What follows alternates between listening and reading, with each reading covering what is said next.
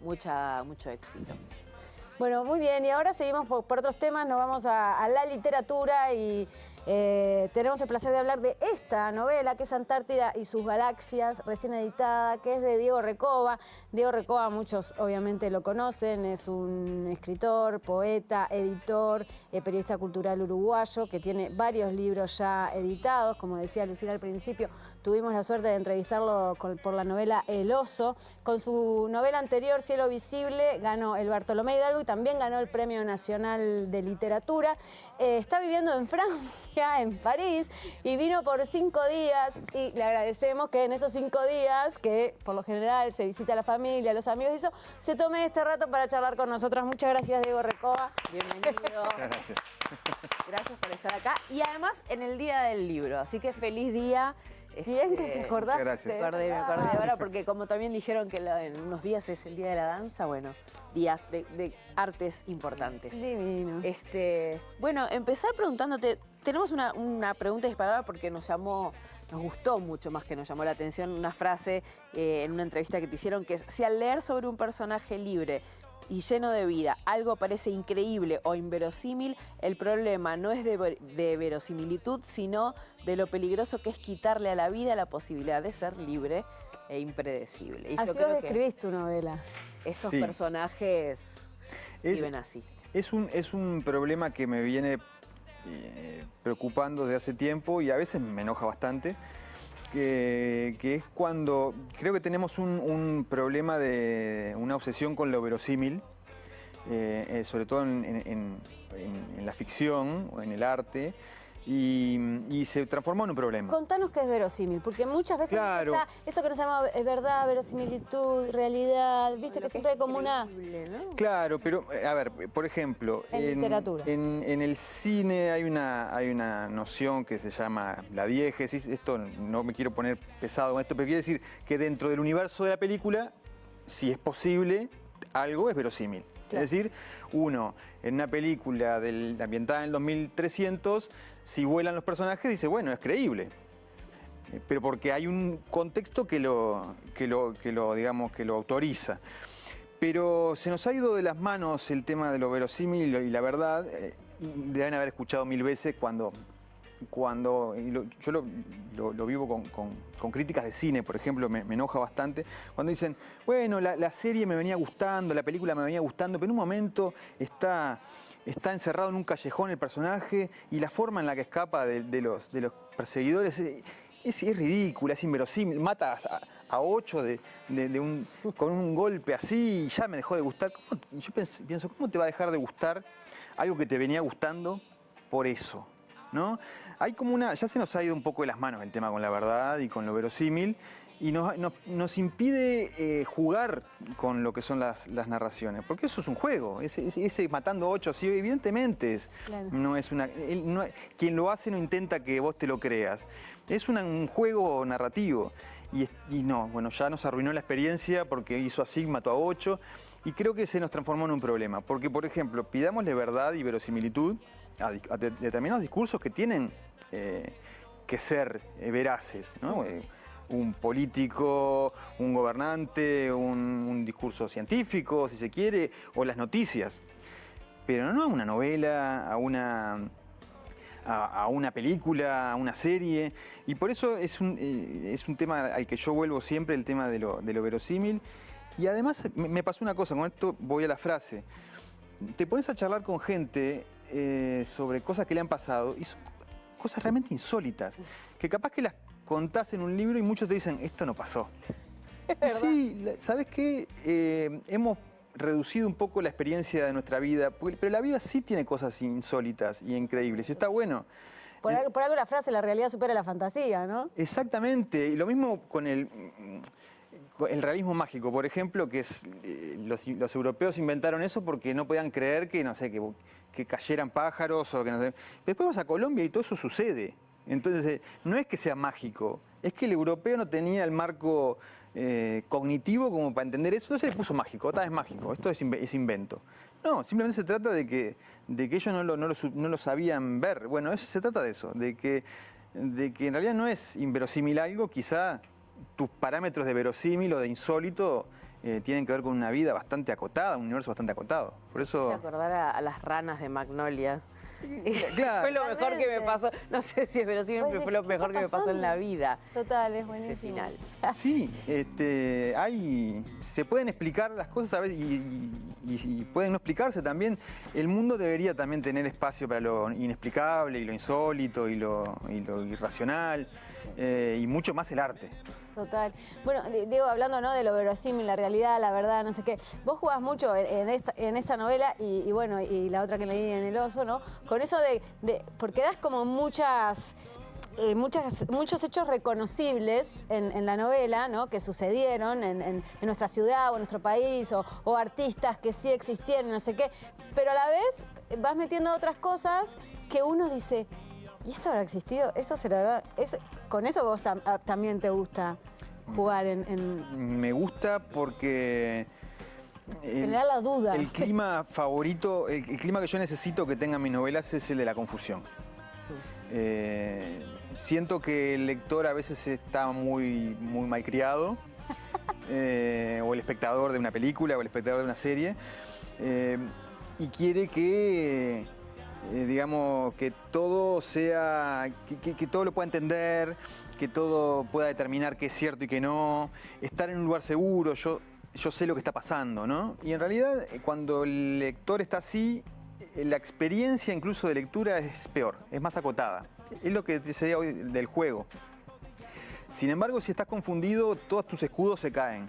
Vos estás viendo qué haces, como cuando estás perdido en el medio de un bosque, estás como atento a todo y a cualquier posibilidad. Y yo necesito que un lector así, necesito que haya confusión y aparte a mí me divierte muchísimo ese juego entre qué es verdad y qué no, pero a la interna. Después, a la hora de escribirlo y a la hora de defenderlo, para mí todo es verdad, incluso lo que quizá no sucedió.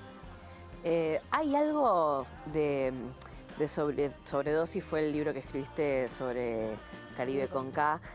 ¿Hubo algo de eso, de investigar en música, de escribir sobre música que te dejó con las ganas de hacer algo que tuviera que ver con un artista musical? Sí, hay cosas de Sobredosis que me interesaron mucho y está bueno eso que decís porque creo que el punto de partida de Antártida tiene que ver con el proceso de sobredosis. Y fue darme cuenta de... Cuando a mí me proponen hacer el libro de Caribe, en realidad la idea fue mía, pero me proponen hacer sobre un disco. Y entonces empecé, porque no hay una historia sobre Caribe con K, y en ese momento, no sé, tenía como aspiraciones grandes, claro, grandiosas, y dije, voy a hacer la historia de Caribe con K. Y empecé a armarla y no llegaba nada, nada. Y después... En ese momento yo iba bastante a bares del oeste de Montevideo porque era donde vivía y charlando con la gente, contándole lo que estaba haciendo, me daba cuenta de que todos tenían su propia historia sobre el fenómeno Caribe con K, incluso sobre los mismos hechos. Entonces dije, ¿quién soy yo como para hacer la historia definitiva de Caribe con K cuando todos estos perfectamente todas estas personas pueden contar la historia? Entonces ahí me di cuenta de que lo que tenía que hacer era como una cosa que disparara, que se hablara sobre eso o que se construyera colectivamente la memoria. Es decir, ya no era la memoria como un bloque así definitivo, sino la memoria compuesta por varios nudos, como una red, ¿no? Como un tejido. Y realmente pasó, porque después mucha gente me dijo, esto no fue así, yo me acuerdo que no fue así. Y me alentó a escribir mi versión. Entonces eso es lo que yo quería, ¿no? Pensando en eso, es que llego a pensar en los 80 de Uruguay y cómo, de alguna forma, el relato sobre los 80 es homogéneo y es cerrado y es único, ¿no? En los 80 pasó esto. Las bandas fueron estas, se escuchaba esta música, se usaba esta ropa, se tenían estos hábitos, y la verdad que no. Eso es una parte del relato de una sociedad mucho más amplia, de una sociedad con consumos muy diversos, y es que ahí empecé a pensar en, bueno, quizá hay otros 80, hubo otros 80 en Uruguay, y sí los hubo. Un montón de formas de vivir la década de los 80 que no tenían mucho que ver con el relato más asumido y pensando en eso dije, bueno, voy a hacerle por un lado, investigar para hacerle justicia a esos relatos, otros relatos que también sucedieron, y también voy a aportar el mío. Por más que yo era un niño, puedo inventar otro relato que también se sume a la galería de posibles 80 del Uruguay, porque en realidad creo que eso enriquece el relato histórico, más que un relato único que diga esto fue lo que pasó. Total.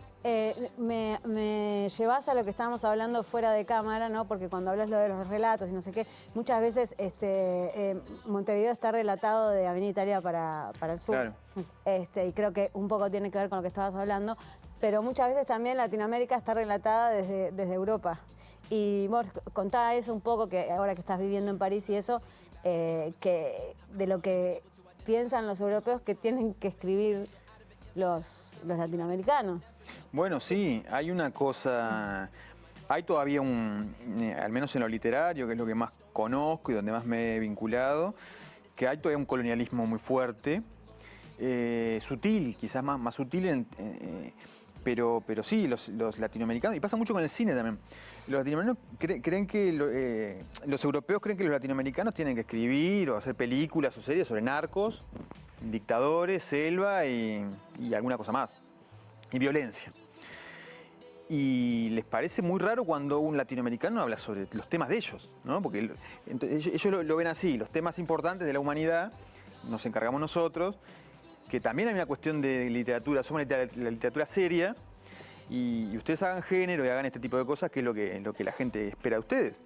Y cuando no haces eso es raro, ellos no entienden por qué nosotros haríamos ese tipo de cosas y no lo que nos corresponde hacer. Ellos de alguna forma nos asignan una temática, una forma de hacer las cosas, y cuando no lo entienden quedan desconcertados, y por lo general el mercado lo resuelve dejándote en la sombra, digamos. Bueno, lo que queremos es esto, lo que vendemos es esto, y sigue sucediendo mucho.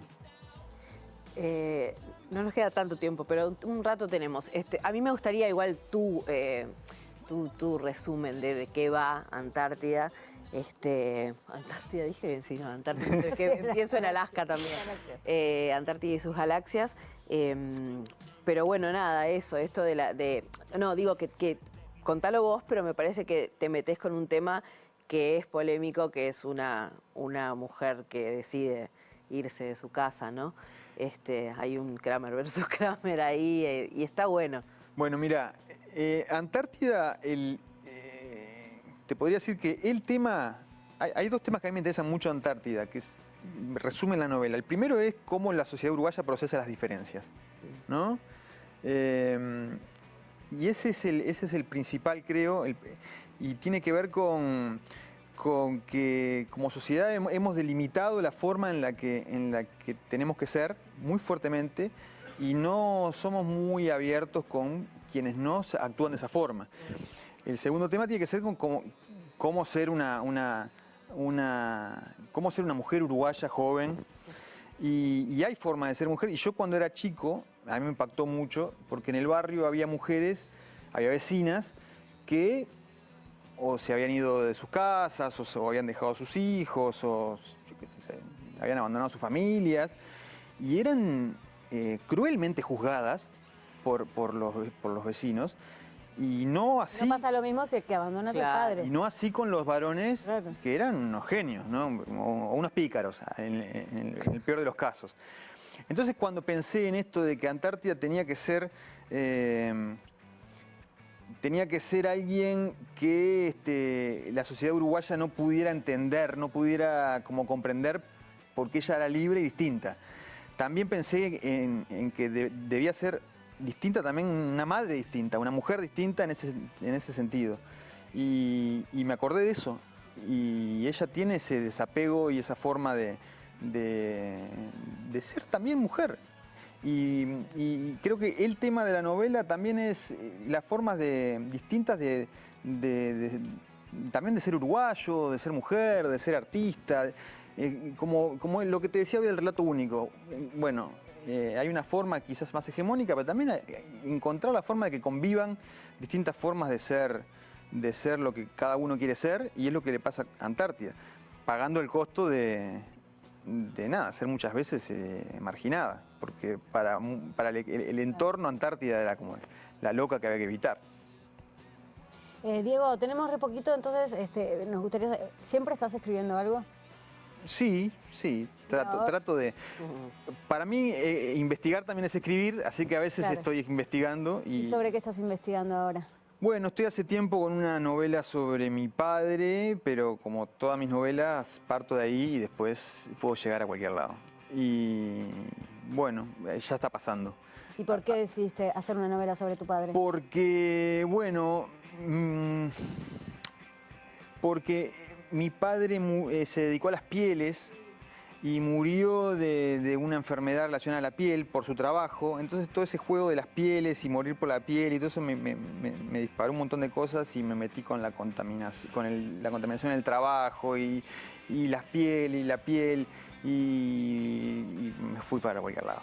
Entonces, y la memoria familiar, de nuevo, quiero retomar como ese viejo anhelo, el anhelo que siempre tuve como de rearmar una historia que está partida, y la historia de mi viejo también tiene muchos huecos, entonces también eso me interesa y va por ahí. Pero no sé todavía a dónde voy a llegar. Parto de ahí, estoy investigando y después veré a dónde llega, pero en un par de años capaz que tenemos noticias. La tenemos acá y Sí, te estaremos ganas. entrevistando, entonces acá miramos este video si seguimos viviendo y luchando. Muchas gracias, Diego, por Mañana haber estado. 19 horas, Mañana la presentación. 19:30 en La Madriguera, que es Sarandí Pérez Castellano. Sí. Me acompaña Lucía de León, que es una escritora fantástica que me gusta mucho y que estaría bueno que la leyeran porque es excelente.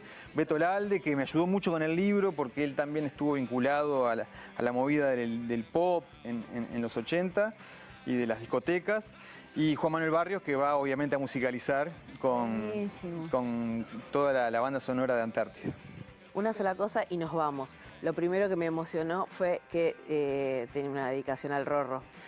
Y lo conocí, así que le vamos a mandar un saludo a los gurises y a Sí, Tamara especialmente. Él tiene todos mis libros y estuvo en todas las presentaciones y esta vez va a ser raro. Un gran amigo. Gracias, Diego. Muchas gracias. Y felicitaciones. Muchas gracias. Nos vamos, Noé. Nos vamos, nos vemos mañana a las 6 de la tarde acá en Mira Montevideo. Hasta mañana.